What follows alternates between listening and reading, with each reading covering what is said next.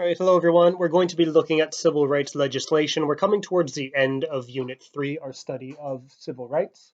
And what we're going to be doing today is exploring the impact of two very important civil rights laws. So your starter is to write down what you know about the tactics used by Martin Luther King Jr. to achieve equal rights. So what we'll do now is write our title, our learning objective, and our starter. We'll put that into our note. We'll have a few minutes for us to go ahead and answer the starter question. When you're ready to take it up together, just go ahead and hit resume, and we'll do so shortly.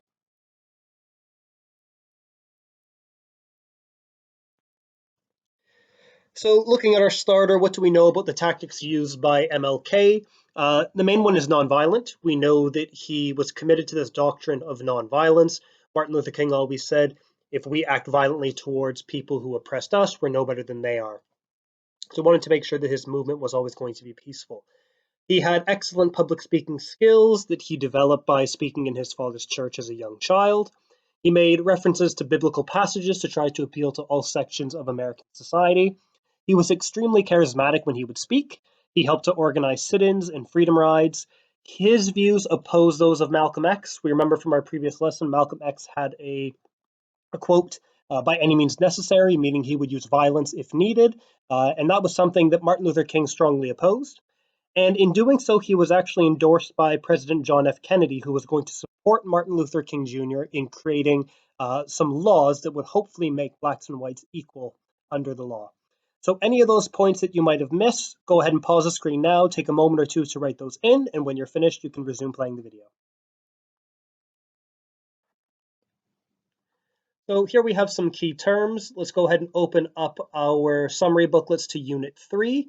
And we need to be defining sit-ins, Freedom Ride, Stokely Carmichael, and the Black Panthers. Beneath we have 4 different definitions in red. So you can go ahead and use your textbook to have a quick look through.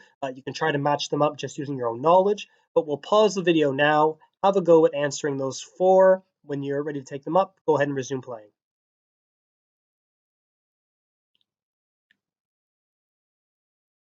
So you've had a little bit of time to look at these 4 key terms. The first is sit-ins. We've talked about them in previous lessons. What we need to understand is it's a form of peaceful protest where demonstrators would occupy a place, and typically this was going to be a whites-only diner. A black person would typically go and sit at the counter. They would not engage with anyone. They wouldn't talk to anyone. They wouldn't order any food. They would just sit there as a means of protest to say, I can be in here as well. The law saying that I cannot be in this diner is unjust. Sit-ins often ended with those individuals either being escorted out, sometimes they were arrested, and there are some instances where people in the diner actually started throwing food and plates, and fights would erupt. A freedom ride. This was another form of protest. Civil rights activists, they would ride interstate buses from the north down into the segregated south of the US. Stokely Carmichael, he was the founder of the Black Power movement. He fled the USA after the movement became a bit violent. We'll look a little bit more about Stokely Carmichael later on in this lesson. And the Black Panthers, they were a violent organization inspired by Malcolm X. They were aiming to bring equal rights to blacks, but they were willing to use violence and force to do so. So double check you have those ones in the correct spot. If you do, you can resume playing. So in our books, let's write down context, and we're going to do this word fill. So blank gained significant media coverage for the civil rights movement. Blank supported Martin Luther King in creating new civil rights laws. And although there was support for civil rights, there were still large sections of society who opposed these values, particularly in this area of the USA. So go ahead now, pause the video, put those 3 statements into your books. Fill in the blanks if you can. If not, when you resume playing, we'll take them up together.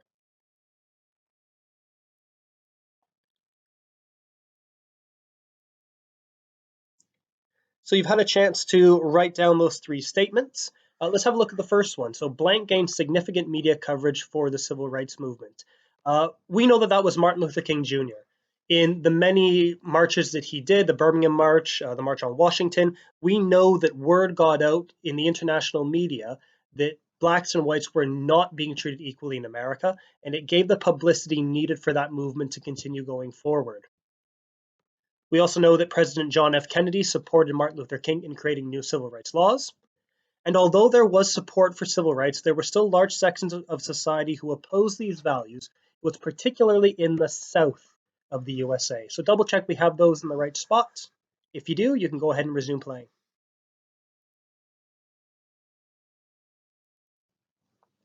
So here we have an image. We can actually see, we get our laser pointer. We can see this man here, Martin Luther King, and we can see this man here, who is John F. Kennedy. And in the background, actually, that's Lyndon B. Johnson. That's the vice president. We'll talk about him a little bit later on. But Martin Luther King had a significant ally in John F. Kennedy. The president had power to push through civil rights legislation, even if it was unpopular, and we know it was. We know that many members of Congress, first of all, didn't like John F. Kennedy because he was too young. They didn't feel that he was a good fit for being president, but they also didn't like the new civil rights legislation because it went against many of their own values. A lot of these people who served on Congress were older gentlemen. Some of them were from the South, and they themselves didn't believe that blacks and whites should be equal. So if a law were to be passed, they would certainly oppose it. John F. Kennedy, however, did have the power to push through that legislation, even if there was resistance, which there would be coming from Congress. Now, this is where everything gets a bit complicated. Not long after John F. Kennedy makes a promise to Martin Luther King to help him with the civil rights legislation, Kennedy is assassinated. The vice president, Lyndon B. Johnson, who we just kind of circled in the background, he was immediately sworn in as the new president. So this very important ally that Martin Luther King had in John F. Kennedy is now gone. So MLK now has to hope that Lyndon B. Johnson is going to sort of honor the policies that John F. Kennedy was starting to put in place and help Martin Luther King to pass those civil rights laws.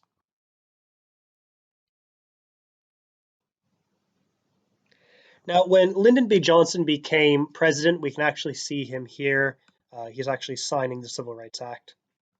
When he became president, he knew that John F. Kennedy wasn't voted out of office. He was assassinated by one person with very extreme views. And Lyndon B. Johnson really understood that he shouldn't change the policies that Kennedy had already put into place. What he wanted to do was sort of make a continuation of those policies, and he called it the Great Society. It was going to be a continuation of the things that John F. Kennedy was already putting into place. So luckily for Martin Luther King, Lyndon B. Johnson was going to continue to be a civil rights ally. So the Civil Rights Act of 1964, we're going to put this information into our notes. We need to understand that this was the act that made the greatest difference to the lives of Black people in America. The Civil Rights Act, we can refer to that as the CRA. It made racial discrimination and any kind of prejudice in employment illegal. It gave Black pupils the right to use any publicly funded facilities. So that's referring to anything like schools, leisure centers, public parks, anything to that effect. Black people could make use of the same facilities as whites, which we would call desegregation. It established the Equal Opportunities Commission, and this would look into any kind of complaints involving discrimination and prejudice. So it wouldn't just be a case of someone's word against an employer. There was an official commission set up to investigate any of these claims of racial prejudice. And the big point for us to understand, according to the law now, Blacks and whites were now officially equal.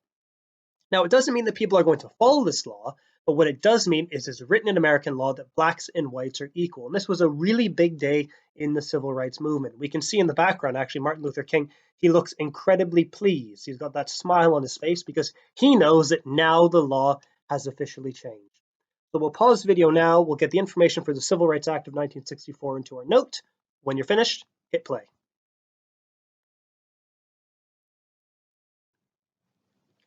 Now, following on from the Civil Rights Act, we have the Voting Rights Act. Previously, Americans, well, Black Americans, they would need to pay a poll tax, and they would have to pass a literacy test to vote in any kind of an election, whether it was local or whether it was a federal, so like a nationwide election.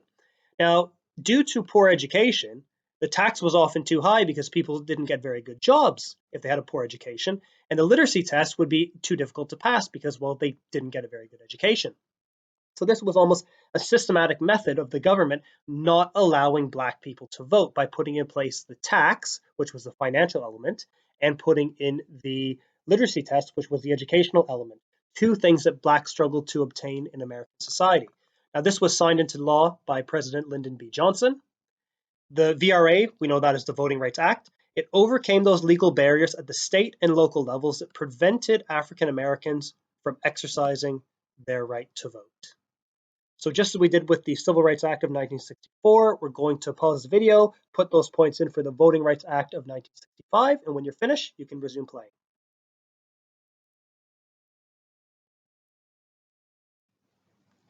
Now, it would be a really nice story if after the Civil Rights Act and Voting Rights Act were passed, everyone in America started living harmoniously, there were no issues of race anymore, but unfortunately that wasn't the case. Not all Americans were happy with the Civil Rights Act and Voting Rights Act. And despite these laws being passed, discrimination still continued. So, with progress seemingly at a standstill, the violent methods previously preached by Malcolm X appeared a valid alternative to the peaceful protest of Martin Luther King. The reason that blacks suddenly wanted to turn to violence is because despite passing these laws, the Civil Rights Act and Voting Rights Act, there really wasn't that much of an improvement in their lives. So they decided, Martin Luther King's way didn't really work. Let's give Malcolm X's way a bit of a shot. Now, over the summers of 1965, 66, and 67, there were over 125 riots and violent clashes between blacks and law enforcement. More than 130 people were killed, and over $700 million in damage. Now, your job is to write down the highlighted points for the race riots and also to complete the table that you can see down below. So this just gives us a little bit of information about the riots over those summers. So we have the race riots in 1965 in Los Angeles. We can see 40 million in damage, 4,000 arrested and 34 killed.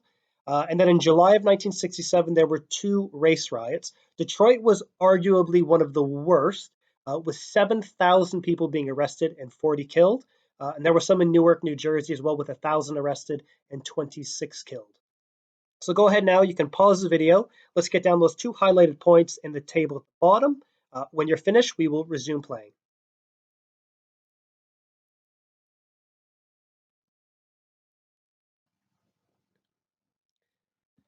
Now, by the summer of 1967, it was becoming increasingly obvious that blacks were very frustrated with the lack of progress despite the Civil Rights Act and the Voting Rights Act.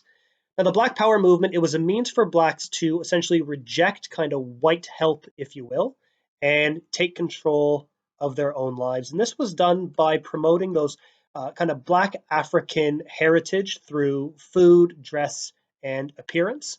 The Black Power movement was to make black people feel proud of their heritage, not ashamed of the past associated with slavery in America, but instead celebrating their heritage itself. Now, Stokely Carmichael, he was the leader of the Black Power movement. He joined the Black Power movement in 1967 after he was actually imprisoned, and he wrote a speech called Black Power. A year later, he joined the Black Panthers. Now, the Black Panthers were quite different. They were a violent organization. They were inspired by Malcolm X. And the Black Panthers were willing to have these violent clashes with police and with kind of, white opposition. And they were a significant force to be investigated by the FBI. Now, at that point, Stokely Carmichael decided to leave because he figured, it's not worth me going to jail again. So he decided to leave the Black Panthers. He actually fled the USA. He moved to New Guinea, assumed a new identity, and lived there until kind of the mid-1990s when he passed away. So just as before, let's go ahead and note down the highlighted points. And then when you're ready, you can go ahead and resume playing.